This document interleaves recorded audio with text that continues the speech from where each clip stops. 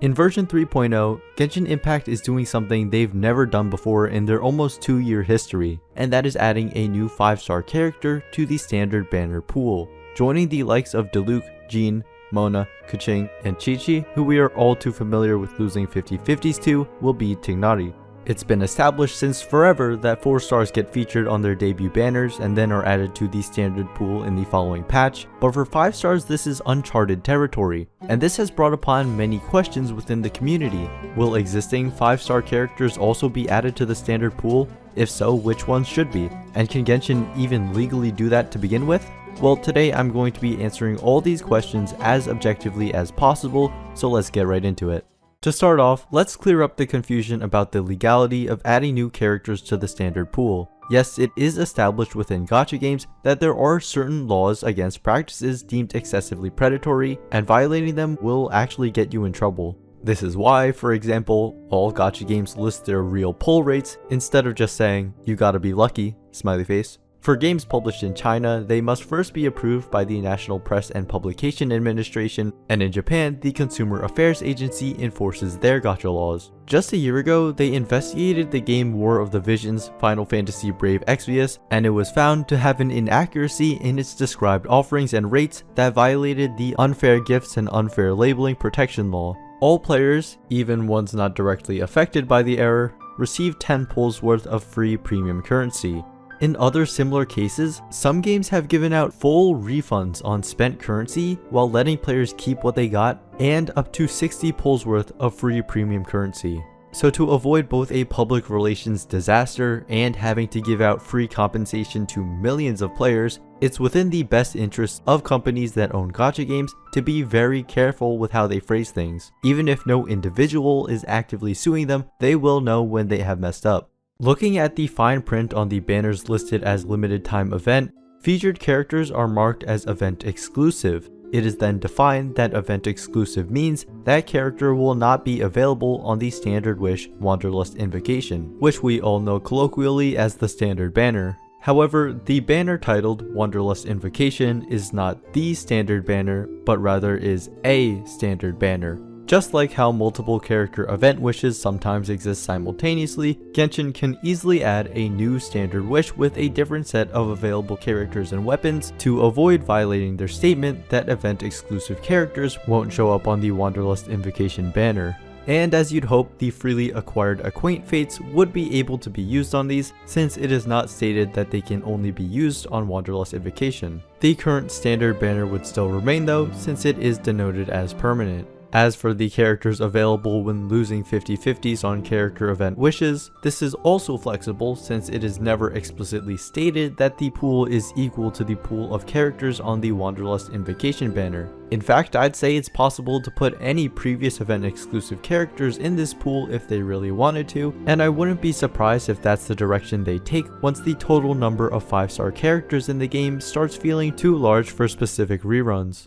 Alright, so we've thoroughly discussed the legality, but what about the morality of removing the exclusivity of event exclusive characters? Is it unfair to those who did tons of pulls on the character event banners? Straight up answer, no.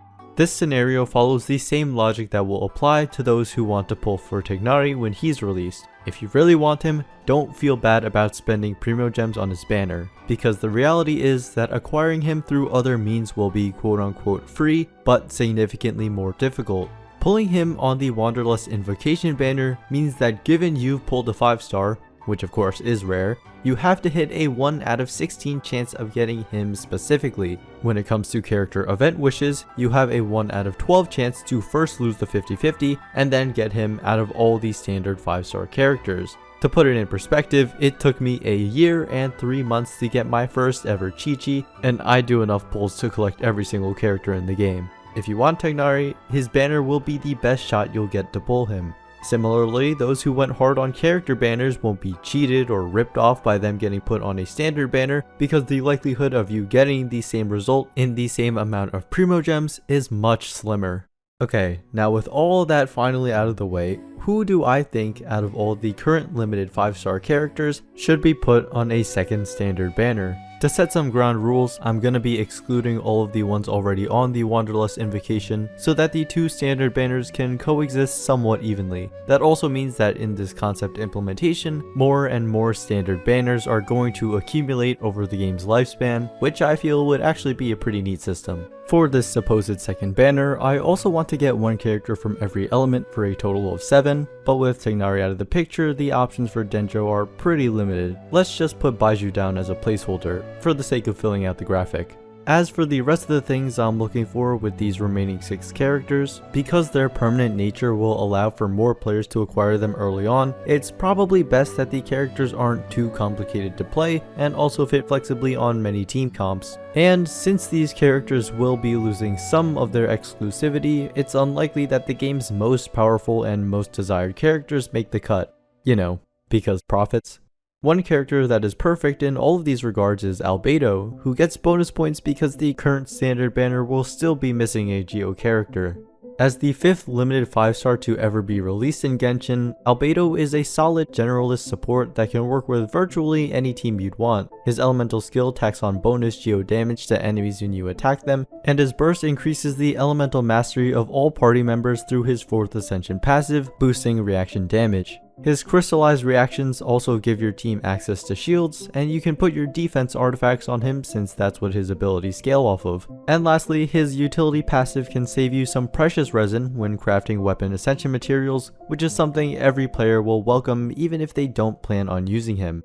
Next up is Child, the 3rd limited 5-star released, who up until recently was memed on for having the most reruns in the game. He is very straightforward to play as a Hydro DPS, you just need to put a little bit of effort into managing his skill cooldown, and he pairs excellently with Xiangling, who of course can be acquired for free. He still has one of the most unique utility passives in the game, increasing your entire party's normal attack skill by 1. I also really like him as a pick here because all of his constellations are very practical, and his C6 lets him perma melee, which would be pretty cool to get one day. For the Pyro slot, I think either Klee or Yoimiya could work, but personally I'd go with Yoimiya. Yeah, her kit has some difficulties built into it, but she brings diversity by being more of a ranged DPS, having some supportive elements that further separate her from Diluc, and representing the region of Inazuma. Also, I just kinda feel bad for her since both of her 2 banner runs were placed directly before super hype updates, which is another reason not many players might own her.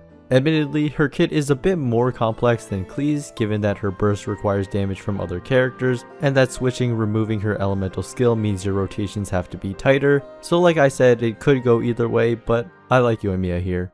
Moving on to Anemo, there's Venti, but Archons are definitely a no-go.